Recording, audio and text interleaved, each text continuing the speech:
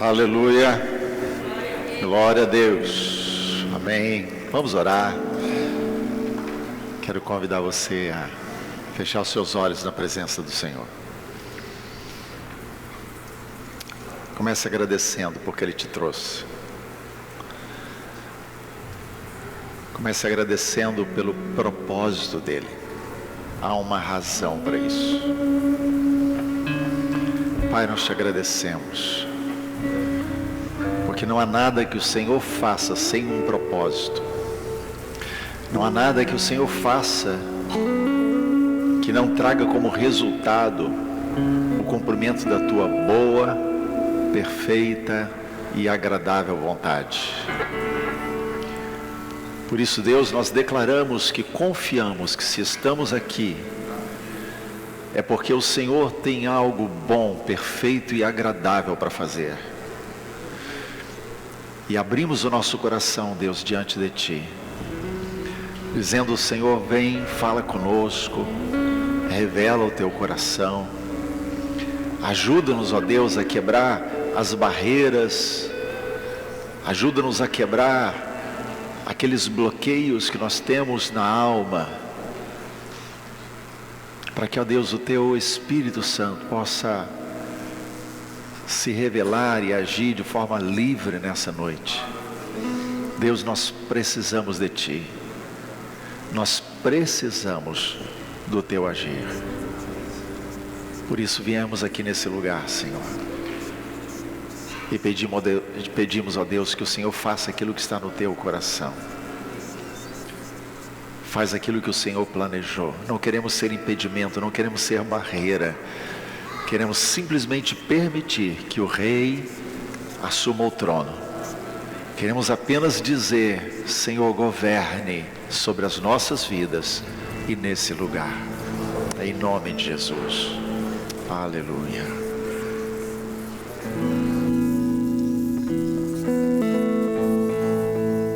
Aleluia. Vocês estão felizes nessa noite? Amém. Será que você pode aplaudir nosso Jesus?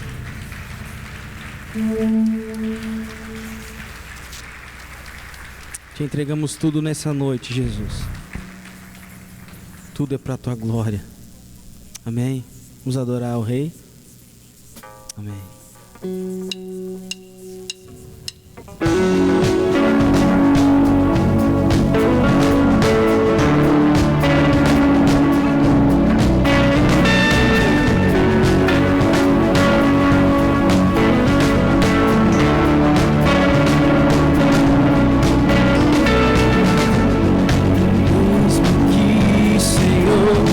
Buscando tua verdade e amor, eu vim nesse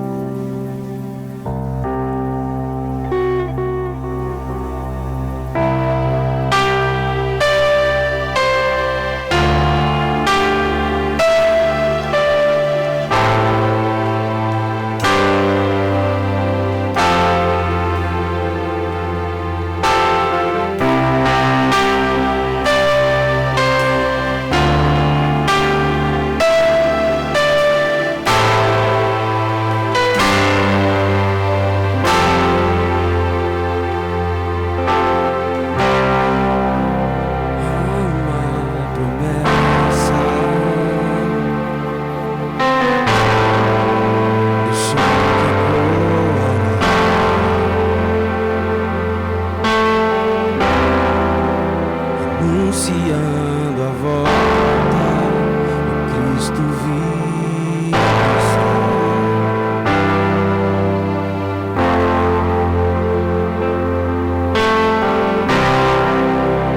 Toda eternidade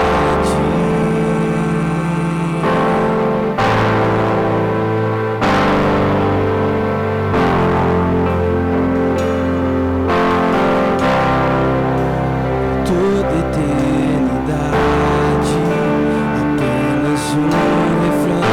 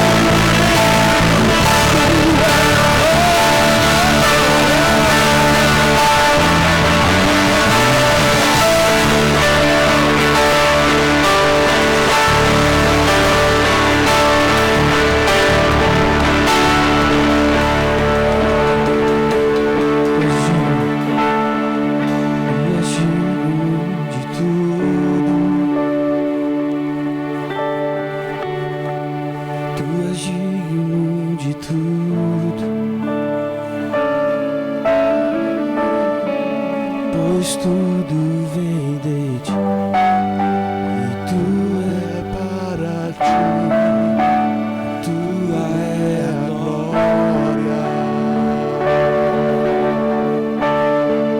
Tu és digno de tudo,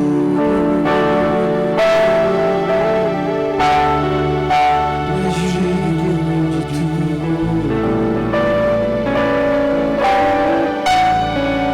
pois tudo vem de ti, e tu é para ti, tua é a glória. Jesus, nós estamos aqui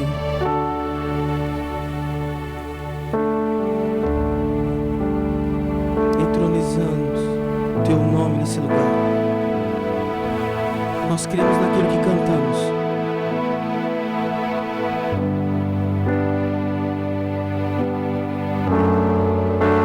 Expresse a Ele a sua adoração nesse momento.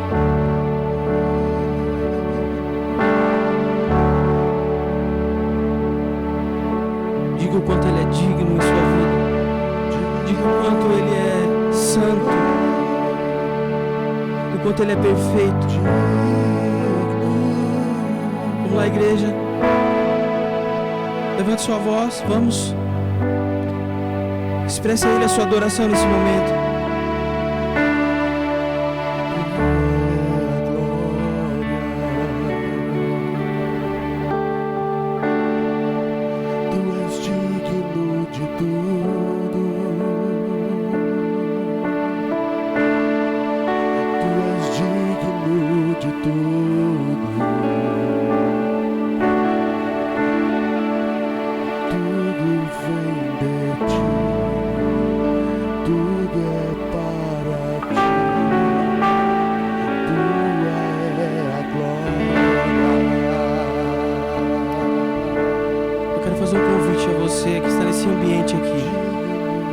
Você está enfermo, se você passou uma semana talvez com algum tipo de enfermidade, eu quero te chamar você a estar aqui na frente.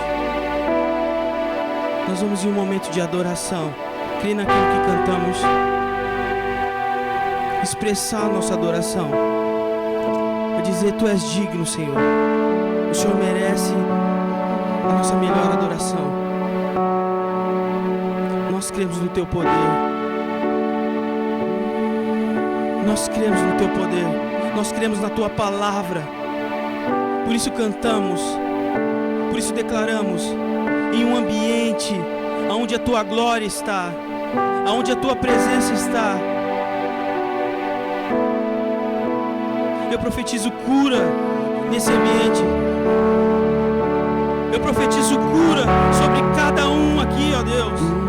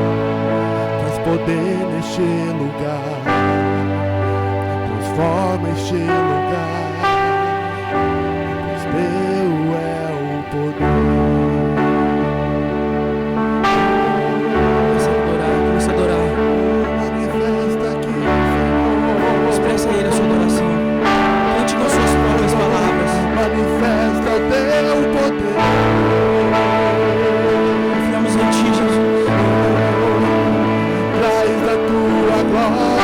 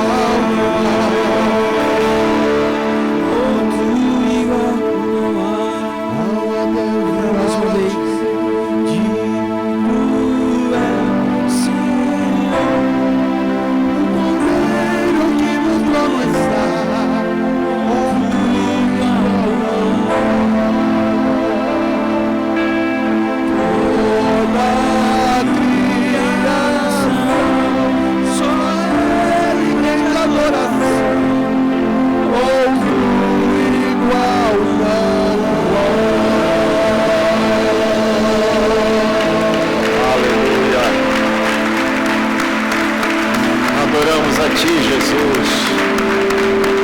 Só tu és digno. Só tu és digno. Nenhum outro foi achado digno. O louvor é teu, Senhor. O louvor é teu.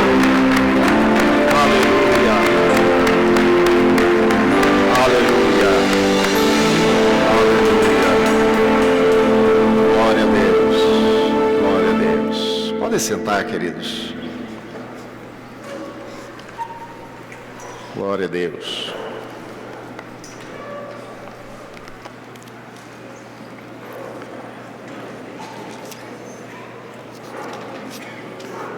Se você pode, abre a sua Bíblia e mantenha ela aberta. Atos capítulo 16.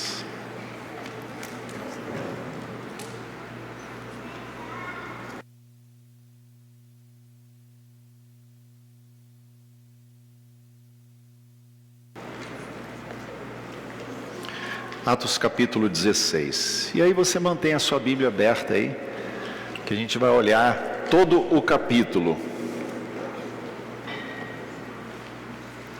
Capítulo 16, ele fala do início da segunda viagem missionária de Paulo. Ele tinha feito a primeira a partir de Antioquia, lembram? Nós vimos aqui. E quando ele estava ali junto com Barnabé, em Antioquia, a igreja ouviu o Espírito Santo, impôs sobre eles as mãos e os enviou. E aí, eles iniciaram, a primeira viagem missionária. Depois eles voltam para Jerusalém. E agora, eles estão iniciando a segunda. Os versos 4 e 5, eles nos mostram, por exemplo, que eles vão passando pelos lugares onde eles já tinham ido, versos 4 e 5. Em toda a cidade por onde passavam, instruiu os irmãos a seguirem as decisões tomadas pelos apóstolos e presbíteros em Jerusalém. Assim as igrejas eram fortalecidas na fé e cresciam em número cada dia. Então eles iam passando, fortalecendo, incentivando, motivando os cristãos a permanecerem firmes. Depois nós encontramos um momento que é muito especial, versos 6 até o 10. Do verso 6 até o 10, nós lemos assim: Em seguida, Paulo e Silas viajaram pela região da Frígia e da Galácia, pois o Espírito Santo os impediu de pregar a palavra na província da Ásia. Então, chegando à fronteira da Mísia, tentaram ir para o norte em direção a Bitínia, mas o Espírito de Jesus não permitiu. Assim, seguiram viagem pela Mísia até o porto de Troade. Naquela noite, Paulo teve uma visão na qual um homem da Macedônia, em pé, lhe suplicava: venha para a Macedônia e ajude-nos. Então decidimos partir de imediato para a Macedônia, concluindo que Deus nos havia chamado para anunciar ali as boas novas. Então é interessante porque eles começam essa segunda viagem missionária, Paulo não está sozinho, aliás, Paulo raramente é encontrado sozinho em algum lugar, ele sempre está com outros, e compartilhando com outros seus companheiros de viagem, de missões. E eles estão caminhando, eles estão indo, eles querem chegar a lugares onde o Evangelho não tinha chegado ainda. E é uma coisa interessante aqui, é que quando eles vão viajando pela região da Frígia e da Galácia, o Espírito de Deus impede eles de pregar. Não é interessante isso? O Espírito do Senhor impede a pregação. Agora, eles estavam indo para pregar, eles já tinham sido enviados, já tinham sido comissionados, e eles estavam cumprindo a tarefa, estavam indo para pregar. Mas o Espírito do Senhor não permitiu que eles fossem para aquele lugar que eles queriam. A questão é a seguinte, é uma lição que a gente precisa aprender. Eles queriam fazer coisas boas, mas boas intenções não são suficientes. Eu vou repetir. Boas intenções não são suficientes. E ter boas intenções não é sinônimo de estar fazendo a vontade de Deus. E estar fazendo coisas boas não quer dizer estar fazendo a vontade de Deus. E muitas vezes a gente se ilude com isso, não é? A gente acha que porque a gente consegue fazer coisas boas, a gente acha que Deus já está me aprovando, mas nem sempre. A grande questão é que se o Espírito Santo não estiver agindo, até as coisas boas que nós fazemos se tornam erradas. Se o Espírito do Senhor não estiver nos guiando, tudo que nós vamos fazer será fruto da nossa carne. Amém? Há um erro que a gente cai constantemente, e esse erro é considerar que o ser humano é bom na sua essência. Eu vou repetir. E isso é um conceito humanista. O humanismo prega isso. O ser humano, ele é bom na sua essência. Então, por exemplo, uma criança, o bebê, ele nasce bom. E aí, ao longo da vida, por causa do meio em que ele vive, ele vai se corrompendo, e aí ele precisa ser recuperado. Por isso se atribui muitas vezes a culpa, não às decisões da pessoa, mas o meio onde ela está. E aí a culpa de muita gente fazer coisa errada da sociedade, não da pessoa que tomou a decisão errada. Estão comigo? Porque é um conceito humanista que diz que o ser humano nasce bom, mas a Bíblia diz que não há um bom, não há ninguém que faça o bem. Romanos capítulo 3, versos 11, ele diz: não há quem faça o bem, não há nenhum sequer. Em certa feita, Jesus, ele está caminhando, a multidão está junto com ele, se aproxima dele um jovem. Marcos capítulo 10, se você quiser olhar comigo, deixa marcado aí Atos 16, e vai lá comigo para Marcos capítulo 10, Evangelho de Marcos capítulo 10.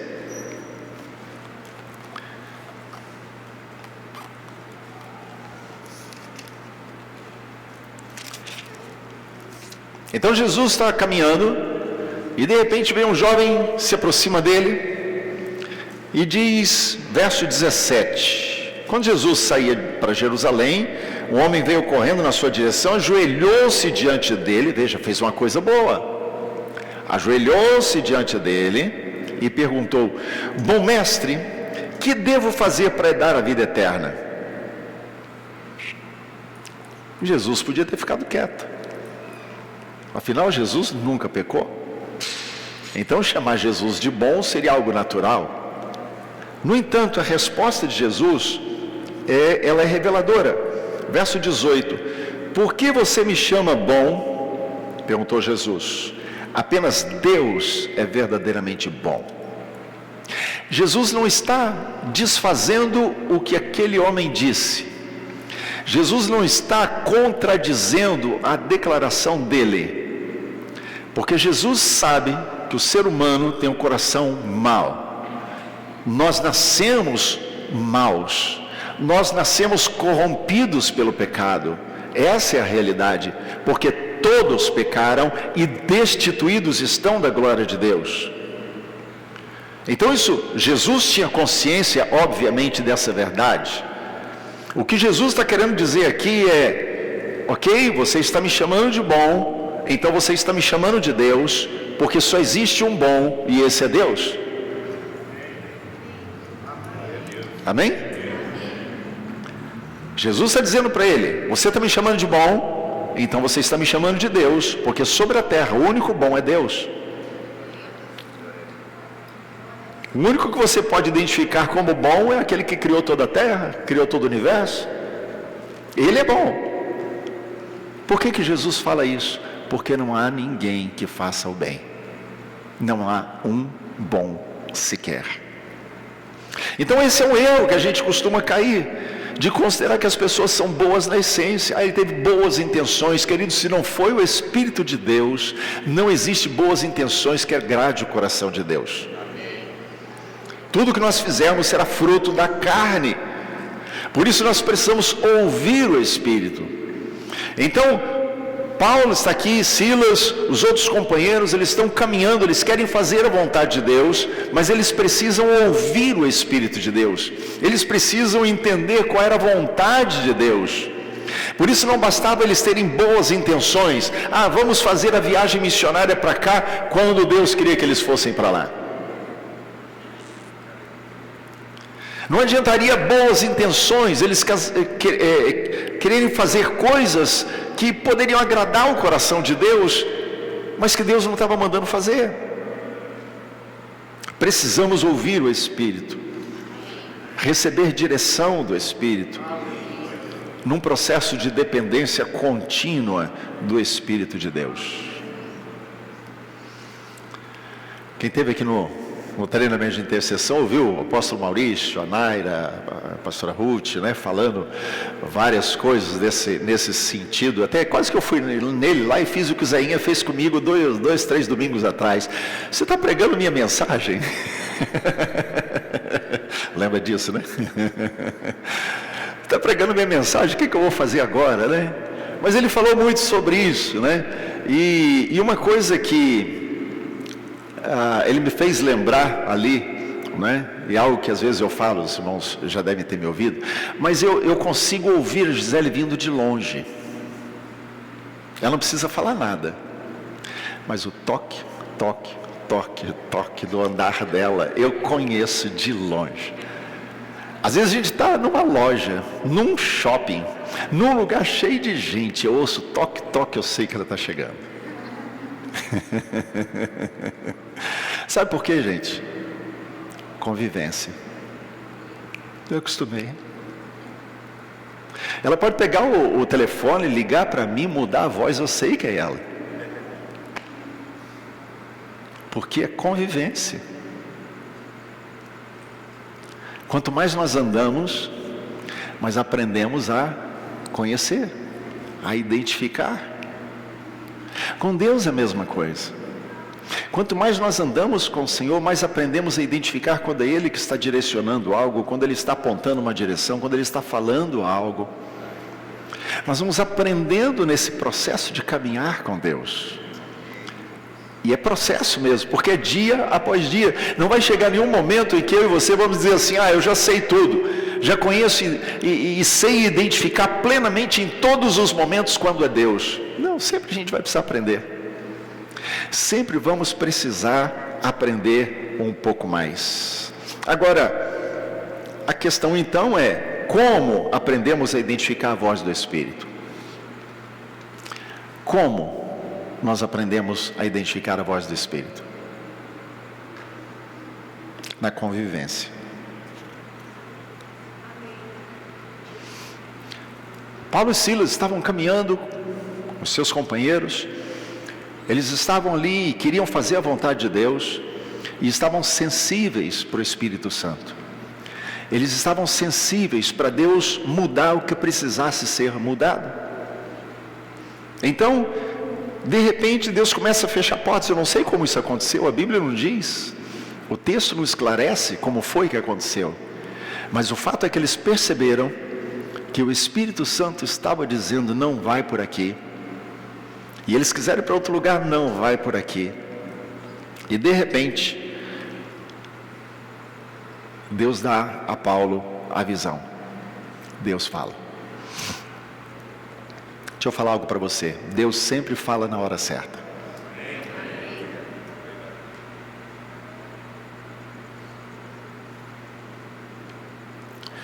Querem que eu repita? Deus sempre fala na hora certa. Por isso a gente tem que ter muito cuidado com a ansiedade, com a pressa, a afobação, os nossos desejos de fazer o que a gente gosta. Porque nessas horas nós podemos atropelar a vontade de Deus. E Deus fala quando Ele tem que falar. Às vezes a gente pensa que, se eu fizer assim, se eu agir daquela forma, se eu orar desse jeito, se eu usar aquelas palavras, Deus vai fazer. Não, queridos, Deus não é manipulado por mim e por você. Deus não pode ser manipulado. Quando Deus decidir falar, Ele vai falar. E quando Deus decidir não falar, Ele não vai falar. Quando Ele decidir fechar uma porta, Ele fecha. Quando Ele decidir abrir, Ele abre. É uma questão de soberania de Deus e que nós precisamos compreender e aprender a depender disso. A compreender que é Deus que está falando. Glória a Deus. Então, quando a gente avança aqui no texto de Atos, volta lá para o livro de Atos, capítulo 16. Quando a gente avança ali, a gente vai ver a partir quando ele tem a visão, né, naquela noite, verso 9, Paulo teve uma visão na qual o homem da Macedônia suplicava: vem para a Macedônia e nos ajude. Então ele tem essa visão, ele compreende que isso é de Deus, é o Espírito Santo falando com ele. Então eles se apressam e saem dali. Verso 11 diz que eles então começam, embarcam em Trode, navegam diretamente para Samotrácia, e aí vai, até que eles chegam a um lugar, uma aldeia, uma pequena cidade, chamada Filipos. Quando eles chegam em Filipos, ali, acontece algo interessante. O verso de número 13, olha comigo. Eles chegam em Filipos, e Filipos é uma cidade da Macedônia, né? A visão que Deus deu é: passa a Macedônia, vem para a Macedônia. Então, quando eles chegam na Macedônia, eles vão para a cidade de Filipos. Verso 13: no sábado, saímos da cidade e fomos à margem do rio, onde esperávamos encontrar um lugar de oração. Sentamo-nos e começamos a conversar com algumas mulheres ali reunidas. O que está acontecendo aqui, gente? Naquele tempo, quando não havia uma comunidade judaica grande, expressiva, quando o número de judeus de um lugar era pequeno, era reduzido, então eles não tinham como construir uma sinagoga, então eles não tinham um lugar de reunião. Então o comum nesses lugares mais distantes, onde o número de judeus era pequeno, é que eles encontravam sempre algum lugar, e normalmente era junto ao rio. O texto é revelador, porque ele diz: nós fomos junto ao rio, para ver se tinha algum lugar de oração lá. Então era um costume dos judeus na época, quando não tinha a sinagoga, né, porque era um número pequeno de judeus, e eles iam lá. E não apenas judeus, mas simpatizantes, gentios convertidos que poderia ter, né, familiares, aqueles que nasceram não dentro de Israel, mas aqueles que nasceram fora, né? Enfim, qualquer pessoa que estivesse aberta naquele momento para aprender, estaria ali reunida. E eles então vão, e quando eles chegam lá, o que acontece? Eles encontram esse lugar, porque o texto diz que eles começam a conversar com as mulheres que estavam reunidas. Então havia um lugar de oração, e quem estava nesse lugar de oração eram mulheres. Normalmente as mulheres, né, puxam mais isso aí, né? E elas estavam lá reunidas. Elas estavam buscando Deus, elas estavam interessadas nas coisas de Deus, tinha simpatizantes, porque aqui tinha Lídia. Porque Lídia, ela não era uma judia, era uma mulher importante de Filipos, era uma vendedora, era uma comerciante, então ela tinha uma expressão, uma importância lá.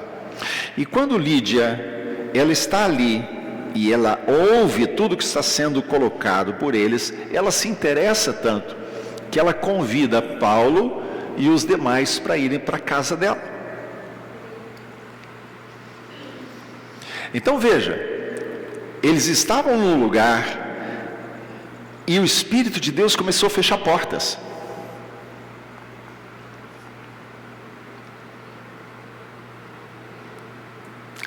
Deus fechou portas. Eles queriam fazer e as coisas não aconteciam. Não sei se seria eu, ia ficar bravo, né? Dependendo de quem fosse, ia começar a repreender, né? Aí o diabo se colocando no meu caminho, quero fazer a vontade de Deus e as coisas não estão dando certo. Era Deus fechando uma porta. Aí eles obedecem, porque como eles são obedientes, eles não saem do lugar, eles não vão para outro lugar. E como eles permanecem em obediência, na hora certa Deus fala e diz: vai para Macedônia. Então eles vão para Macedônia, e ali quando eles chegam em Filipos, vão junto ao rio, encontram as mulheres, começam a compartilhar que Jesus é o Cristo, e de repente ali aquelas pessoas abrem o coração, e Lídia faz o convite: vai para minha casa. E eles vão.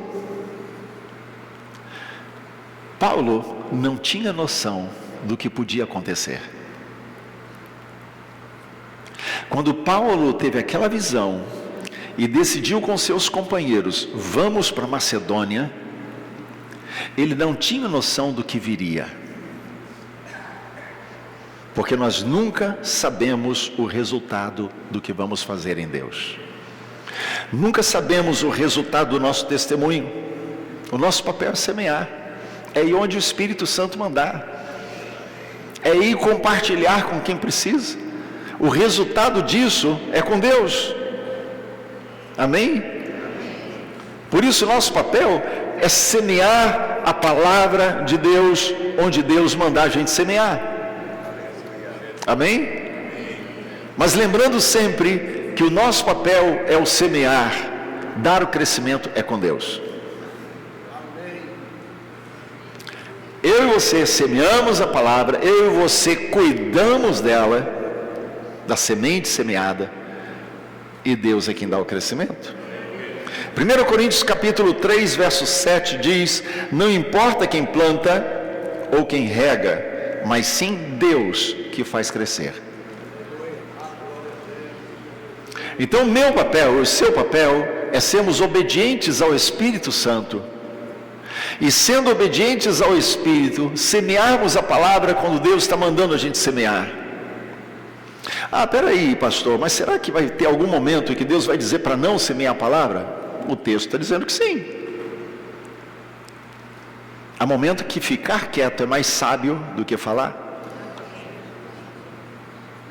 A Bíblia diz isso. Até o louco, o tolo, se parece sábio quando fica quieto. Né? Então, há momentos que Deus vai falar para a gente: não fale, fique quieto.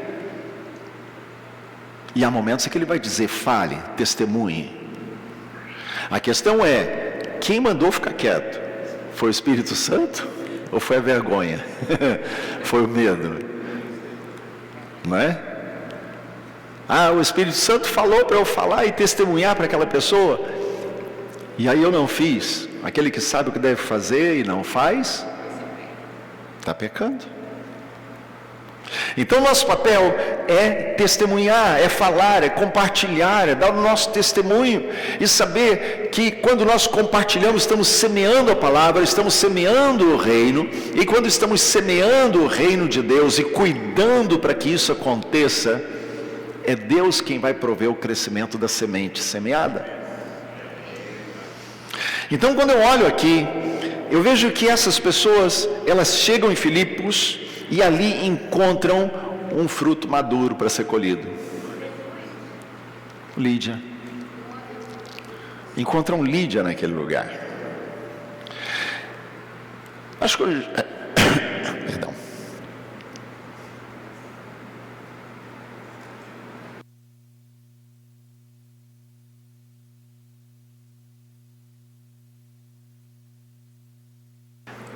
Eu acho que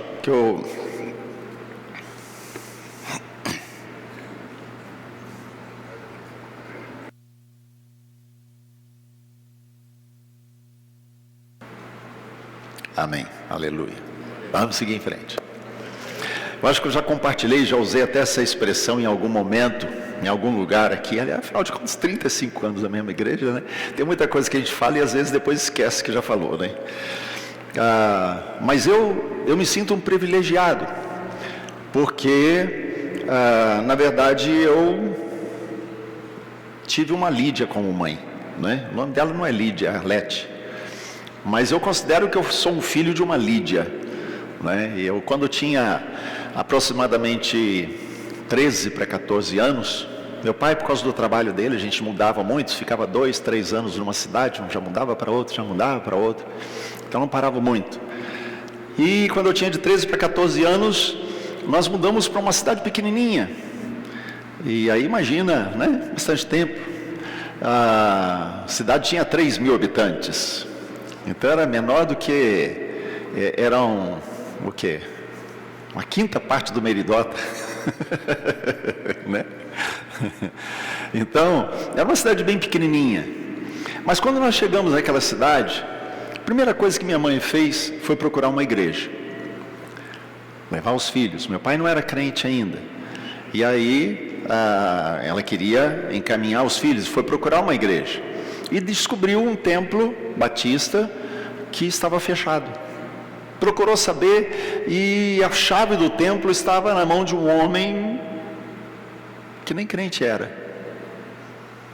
Ou seja, a cidade pequena tem isso, né? As pessoas vão mudando, né? Morrem, né? E aí de repente não tinha mais ninguém para congregar, ou ficaram poucos e não sabiam o que fazer, não tinha um pastor, não tinha nada, e aí deixaram a chave com um homem para cuidar lá. E ela descobriu essa pessoa. E ela foi lá, começou a conversar e disse que queria reabrir o templo. Nós moramos 2 anos naquela cidade, né? E no final de 2 anos tinha uma igreja que estava funcionando naquele templo, né? Tínhamos assistência de uma cidade, né, de uma igreja, de uma cidade vizinha, mas estava lá funcionando a igreja. Eu tive o privilégio de, quando estava no seminário, voltar lá e pregar nessa igreja, que continuou funcionando. Mas quando nós saímos dessa cidade, nós fomos para uma outra cidade um pouco maior, perto de não tão perto, uns 150 quilômetros de Belo Horizonte. E também moramos 2 anos lá. E quando nós chegamos, minha mãe também procurou uma igreja, tentou se adaptar e não deu muito certo. E então o que ela começou a fazer? Culto dentro de casa. E começou a convidar vizinhos, fazer amizade com pessoas e trazer essas pessoas para dentro de casa. Eu me lembro que logo no início nós começamos a ter um apoio da igreja da Lagoinha de Belo Horizonte. Eles mandavam uma equipe lá para dar um apoio para a gente. Eles vinham, faziam a reunião de oração, e toda semana, eu me lembro, a gente tinha uma sala grande e nós nos reuníamos e tinha lá o culto, né? Reunião de oração, a gente ajoelhava e ia clamar a Deus para que o Senhor estivesse abençoando e salvando vidas. E aos poucos começou a crescer. E então foi alugado um salão. E quando eu me formei no seminário, fui convidado para voltar lá e pregar.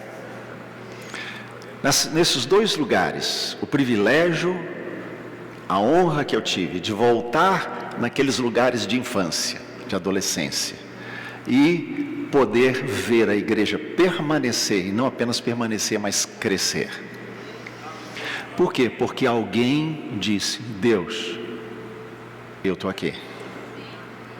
Usa a minha vida. É a minha casa que o Senhor quer usar, minha casa está aberta para isso. Mas eu quero que o teu reino se expanda onde eu estiver.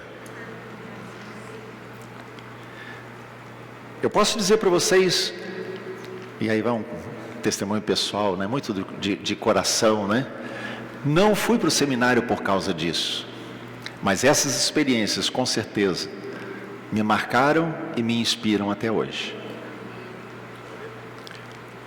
Então, quando nós olhamos para Lídia aqui, nós vemos alguém assim, alguém que de repente disse: eu quero abrir a minha casa, eu quero que a minha casa seja um lugar de propagação do Evangelho, eu quero que essa mensagem que vocês estão pregando, ela possa alcançar mais pessoas através da minha casa. Querido, você não sabe a dimensão do que Deus pode fazer quando você se dispõe para Ele. Você não sabe a dimensão do que Deus pode realizar, do que o poder de Deus pode fazer, quando você diz sim para Ele.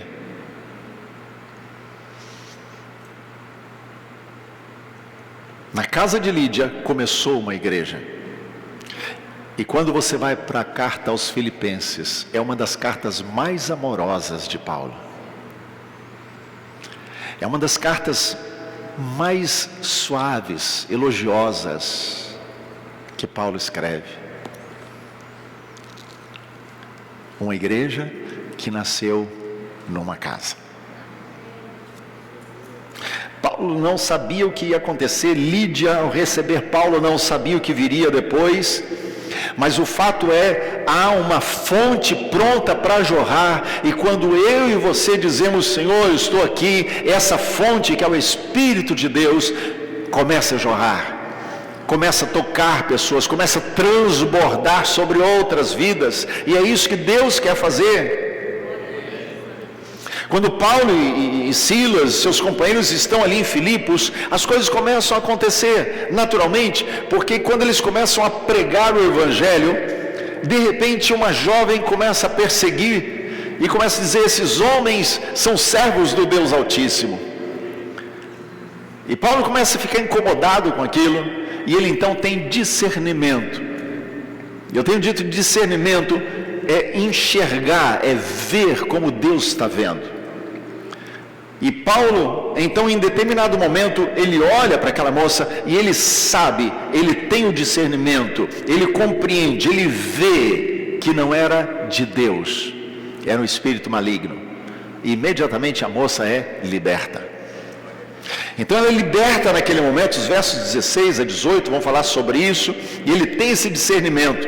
Era apenas uma pessoa, mas importante. Você pode pensar numa igreja surgindo, mas naquele momento Paulo estava pensando em uma pessoa, uma jovem, que precisava ser salva. E aí de repente, quando você olha para aquilo, os versos 16 a 18, olha comigo lá os versos 16 a 18 de Atos 16. Certo dia, enquanto íamos ao lugar de oração, veio ao nosso encontro uma escrava possuída por um espírito, pelo qual ela predizia o futuro. Com suas adivinhações ganhava muito dinheiro para os seus senhores. Ou seja, era o horóscopo da época, os adivinhadores da época. Ela seguia Paulo e a nós, gritando, esses homens são servos do Deus Altíssimo e vieram anunciar como vocês podem ser salvos. Ela era uma escrava. Verso 18, isso continuou por vários dias, até que Paulo, indignado, se voltou e disse ao espírito dentro da jovem, ao espírito maligno que atuava nela, eu ordeno em nome de Jesus Cristo que saia dela. E no mesmo instante o espírito a deixou. Agora, olha para o verso 19. O verso 19 diz que quando os senhores da escrava viram que as suas expectativas de lucro haviam sido frustradas, agarraram Paulo e Silas e os arrastaram à presença das autoridades na praça do mercado. Então, o que acontece? Ela é liberta. Como é que eu sei que ela foi salva? Porque ela não voltou às velhas práticas. O texto está dizendo aqui que os senhores dela, daquela escrava, perceberam que não teriam mais lucro com as adivinhações dela. Por isso eles vão perseguir Paulo e Silas. E eles então começam a perseguir, eles são presos, e aí entramos numa outra parte dessa história do capítulo 16, porque eles são presos, açoitados e colocados na prisão. Agora eu quero chamar a atenção numa coisa nesse fato aí. A Bíblia diz aqui, o texto nos diz, verso 25, por volta da meia-noite, Paulo e Silas oravam, cantavam hinos a Deus e os outros presos os ouviam. Então quando eles, vamos voltar um pouquinho, verso 22, tá? Para vocês entenderem melhor o contexto. Logo, uma multidão revoltada se juntou contra Paulo e Silas e os magistrados ordenaram que os dois fossem despidos e açoitados com varas. Gente, eu nunca fui açoitado, muito menos com vara. Mas eu imagino que isso aqui deve doer. E depois deve arder muito. E eles foram severamente, verso 23, depois de serem severamente açoitados, então não foi pouca coisa, foi muita coisa, severamente açoitados, foram colocados na prisão. O carcereiro recebeu ordens para não os deixar escapar, por isso os colocou no cárcere interno. prendendo-lhes os pés no tronco. Deixa eu explicar como é que isso era. As prisões naquele tempo, gente, não eram como os presídios que a gente conhece. Você vai aqui na P1, na P2, né, o centro de detenção aqui do Bauru, você vai encontrar uma construção, né, e aí de repente você pode ficar chocado, né, Hermínio sabe disso, né? Já fui lá algumas vezes. E você vai lá, você considera o lugar também insalubre, é difícil, né, dependendo da situação, perigoso. Então, mas você olha para aquilo ali é um palácio perto das prisões daquela época. Porque uma prisão daquela época, ela era feita em cavernas. Então, cavernas na montanha, em que se fechava apenas a frente, se colocavam grades, e não tinha banheiro, não tinha cama. Então todas as necessidades dos presos eram feitas lá dentro. E eles tinham que dormir lá dentro.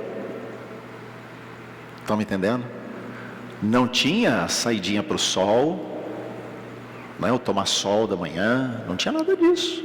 Ficava lá dentro. Agora aqui está dizendo que Paulo e Silas foram colocados no cárcere interior, ou seja, na parte mais profunda dessa caverna.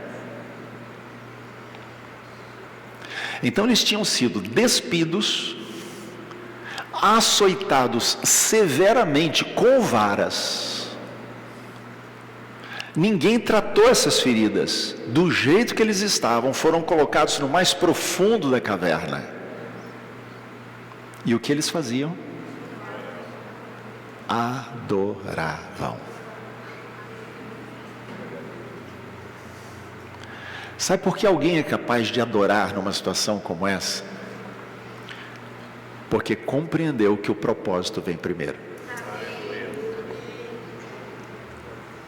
Que a nossa vida, ela não foi feita para dar 100% certo. A nossa vida, Deus não a fez para que todas as coisas fluam a contento. Deus abençoa, Deus abençoa, Deus quer abençoar, Deus quer abençoar, Deus faz muita coisa boa, Deus faz muita coisa boa, mas Deus permite muita coisa ruim acontecer.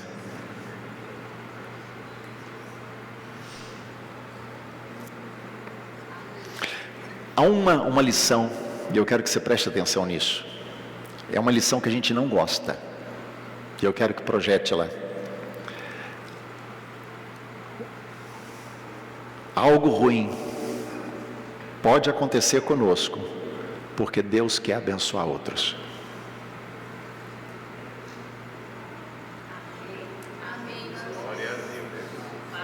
Deus pode permitir coisas ruins acontecerem conosco, para que o resultado do que está acontecendo conosco abençoe outras pessoas. A gente não gosta dessa lição, mas ela é a verdade. Amém? E nós estamos olhando para a verdade. Deus permitiu Paulo e Silas serem açoitados severamente, não livrou eles.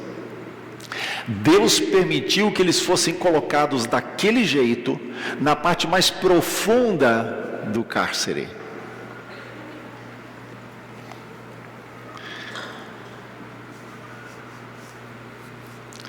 Gente, o pior lugar que tinha na prisão era o mais profundo, era o cárcere interior. Porque além de não ter luz, além de ser um lugar úmido, era provavelmente o lugar onde as necessidades eram feitas. E Paulo é colocado lá, todo retalhado pelas varas. Mas a Bíblia diz que ele adorava. Porque o que me leva a adorar não são as coisas boas que acontecem comigo. O que me leva a adorar é entender que eu estou no centro da vontade de Deus. Por isso José não se desviou, porque ele compreendia que a mão do Senhor estava com ele, mesmo quando ele estava numa prisão.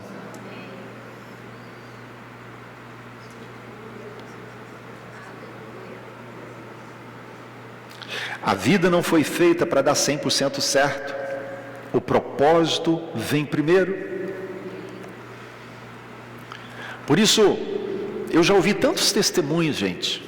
Pessoas que ficaram internadas e no hospital deram testemunho para meio mundo. Pessoas que foram presas. Mas como aconteceu isso com aquela pessoa? Mas lá dentro da prisão começou a testemunhar.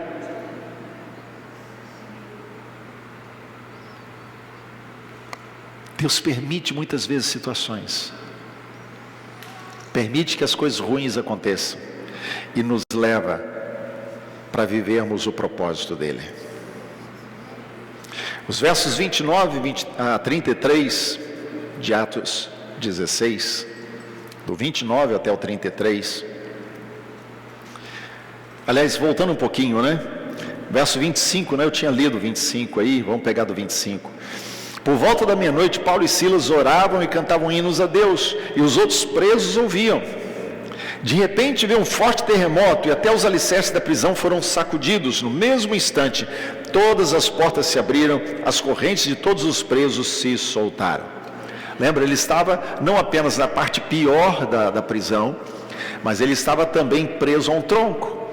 E simplesmente o Senhor sacode aquele lugar, essas cadeias se quebram, as portas são abertas, e gente, naquele tempo, o carcereiro, ele seria punido com a própria morte, não sem antes passar por uma tortura.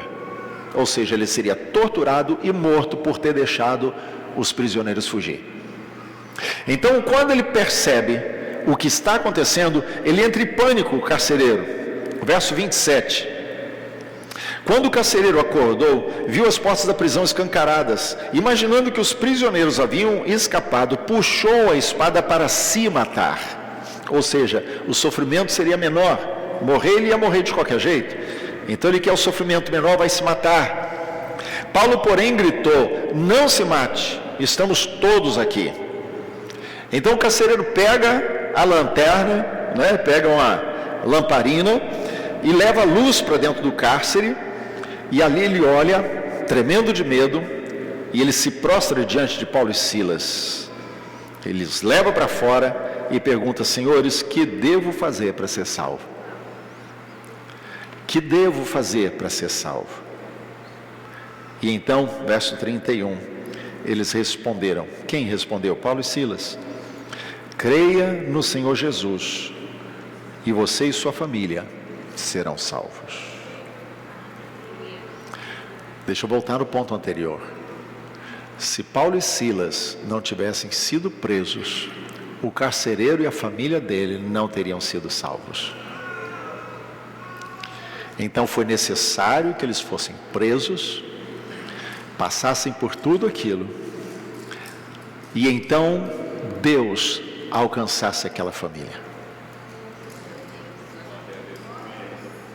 A grande questão, amados, é que nós ficamos tão habituados com a nossa vida confortável dos cultos, que nós nos esquecemos que não fomos salvos para estar num culto. Nós somos salvos para um propósito maior: alcançar vidas. Nós somos salvos para levar o reino de Deus a outros lugares. E aí, se as coisas derem certo, amém. Se não derem certo, amém. O que importa é, eu estou no centro da vontade de Deus, eu estou proclamando o reino, eu estou levando o reino de Deus a outras pessoas, eu estou compartilhando o testemunho do que Deus fez na minha vida com outras pessoas.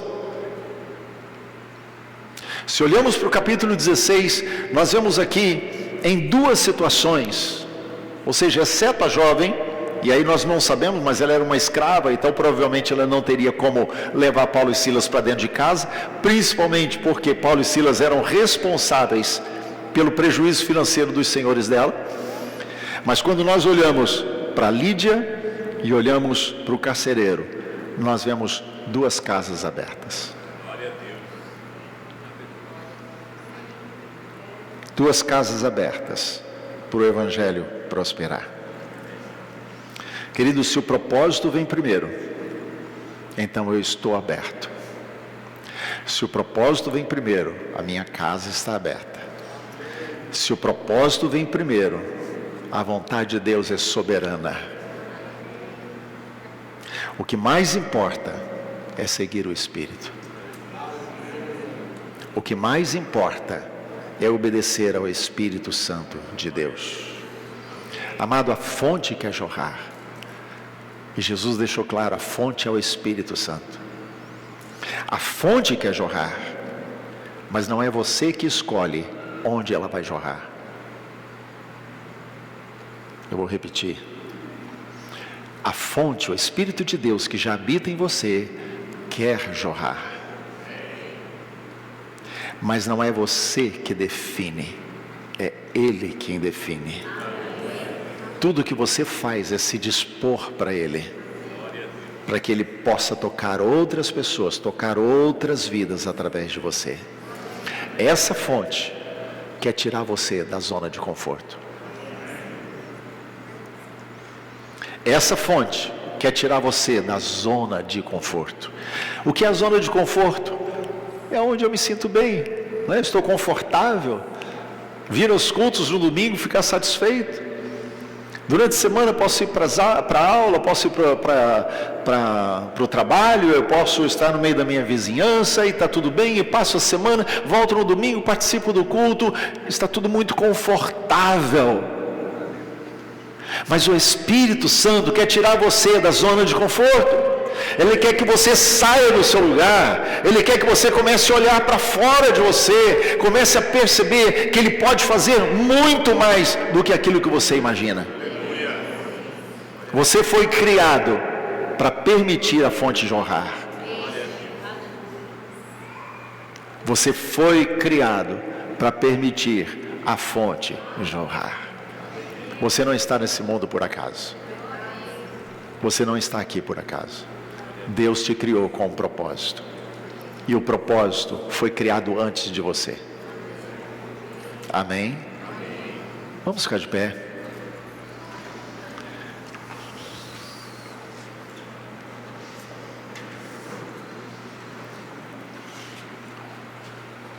Quero convidar você a fechar os seus olhos diante do Senhor.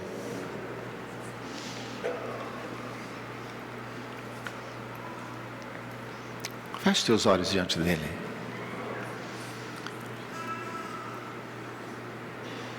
Siga o Espírito.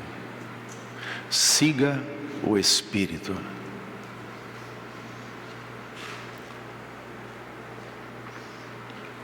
Você foi criado para tocar vidas.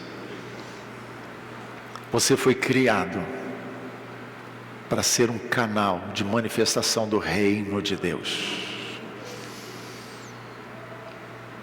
Para mostrar o governo do Deus soberano para outras pessoas. Você existe para isso.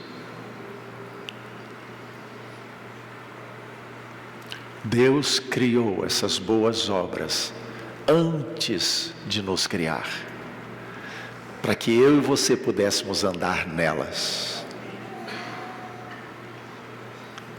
Então você foi criado para isso. Você não decide se quer isso. Você foi criado para isso. Então diga ao Senhor Deus: eu quero viver o meu propósito. Eu quero aproveitar todas as oportunidades. Eu quero olhar para fora de mim e identificar pessoas.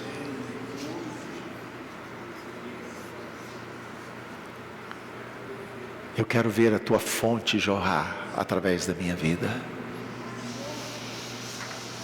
Vem Espírito Santo e jorra através de mim. Transborda da minha vida para outras vidas. Usa, Senhor, a minha voz. Usa, Senhor, a minha energia. Usa, Senhor, os meus recursos. Usa, Senhor, a minha casa. Usa aquilo que o Senhor quiser usar. Mas que pessoas te conheçam. Que tenham o privilégio de conhecer o Senhor.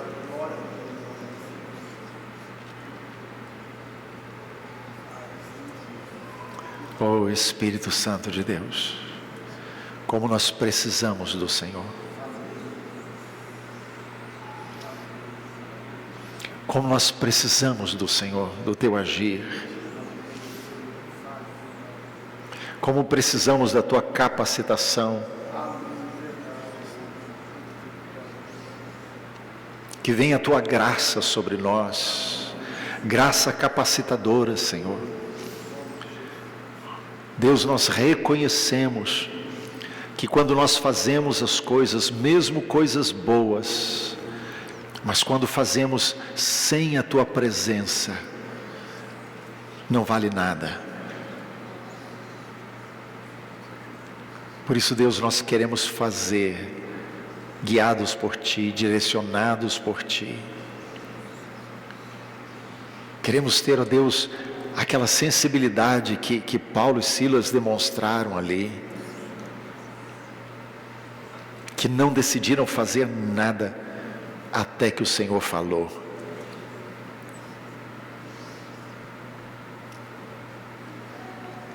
Torna o nosso coração sensível, Senhor. Ajuda-nos nisso. Tira o coração de pedra e coloca o coração de carne, que sente. Vem Espírito Santo, move as coisas dentro de nós. Quebra, Senhor, toda a cadeia do medo.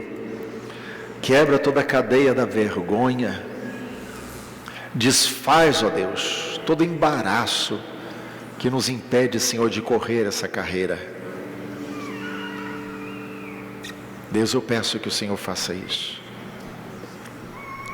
para que o Teu nome seja honrado, para que o Teu nome, Senhor, seja reconhecido, muito mais do que aqui nesse lugar, nesse templo. O Teu nome seja reconhecido onde eu estiver, onde cada um dos Teus filhos estiver, em nome de Jesus, em nome de Jesus.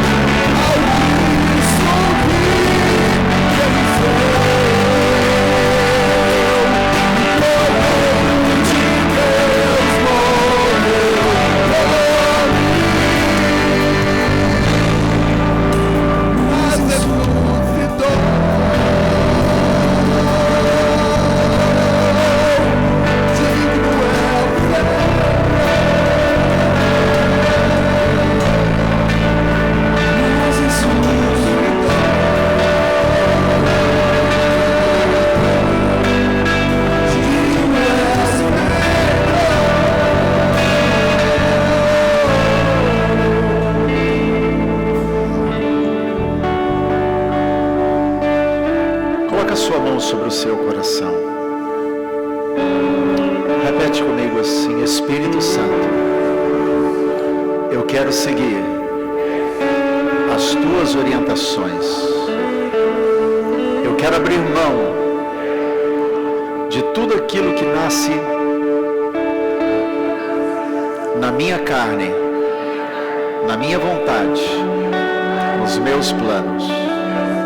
Entrego tudo a Ti, porque eu quero fazer apenas aquilo que agrada ao Pai. Aleluia. Amém. Pode sentar. Glória a Deus. Glória a Deus. Cadê o Fábio?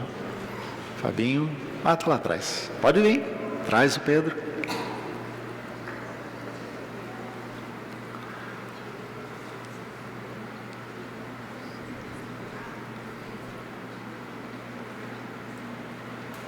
Cadê o Caio? Está lá atrás? Está aí?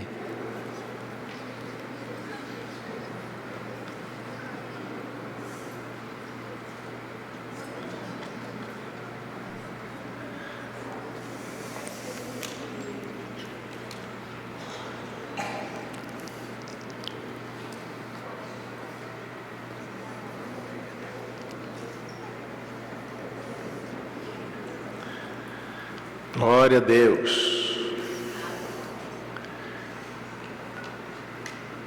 Mais uma criança para Jesus.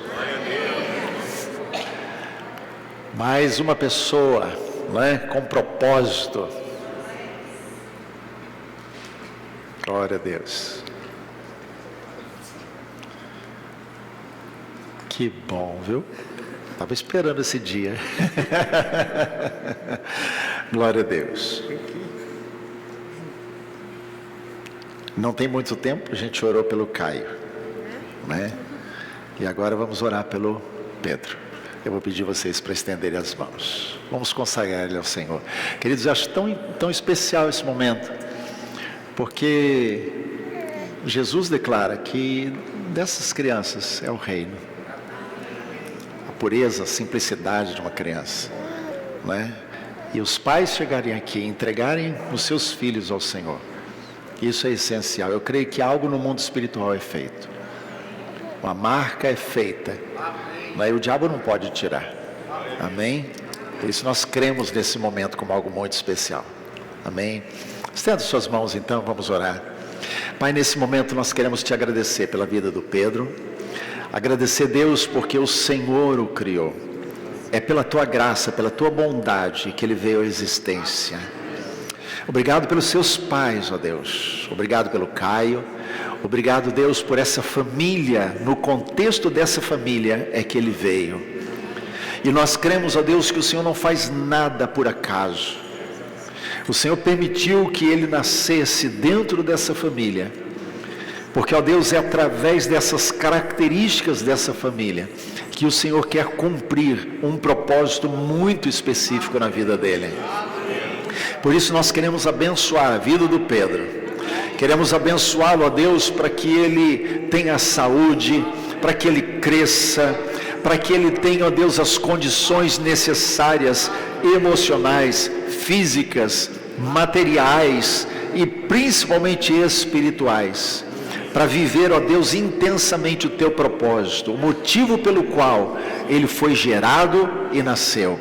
Deus, nós o entregamos nessa noite nas tuas mãos, o consagramos ao Senhor, para que ele se torne, ó Deus, ao longo da sua vida, um menino de Deus, um homem de Deus, um proclamador do reino do Senhor onde ele estiver. Nós profetizamos isso e abençoamos a vida dele em nome de Jesus. Amém. Amém. Amém. Oh, glória. Deus te abençoe, viu? Opa. Deus abençoe vocês. Amém, querido. Abençoe e te guarde. O Senhor faça resplandecer o seu rosto sobre ti e tenha misericórdia de ti. O Senhor sobre ti levante o seu rosto e te dê shalom. Amém? A bênção do Senhor seja sobre a sua vida. Tenha uma semana abençoada, de paz. A graça do Senhor sobre você. Amém? Não saia sem profetizar a bênção sobre quem está aí perto de você.